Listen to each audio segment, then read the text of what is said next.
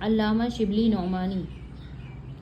شبلی نے کئی کتابیں لکھیں جن میں المامون، الفاروق، الغزالی، سیرت النبی، النعمان، علم الکلام، شعر العجم اور موازنہ انیس و دبیر وغیرہ اہم ہیں جو ان کی تحقیق و جستجو کی آئینہ دار ہیں۔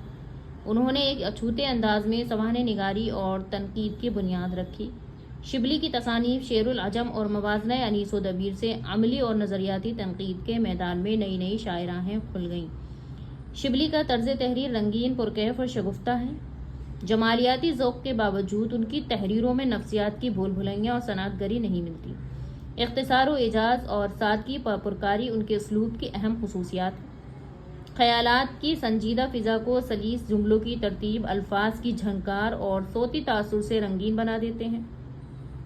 شبلی ایک شاعرانہ مزاج لے کر پیدا ہوئے تھے، اس لیے ان کا اسلوب میں ہمیں بہت شعریت ملتی ہے۔ وہ نثر میں بھی شاعرانہ وسائل سے کام لیتے ہیں۔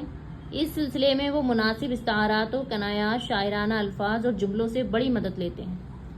لفظوں کے استعمال و انتخاب میں بھی ان کا جمالیاتی احساس بہت بیدار ہے۔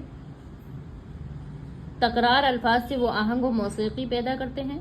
مہدی افادی نے شبلی کو تاریخ کا معلم اول کہا ہے، لیکن جو چیز ان کے بقائے دوام کا باعث ہوتی ہے وہ ان کا اسلوب ہے۔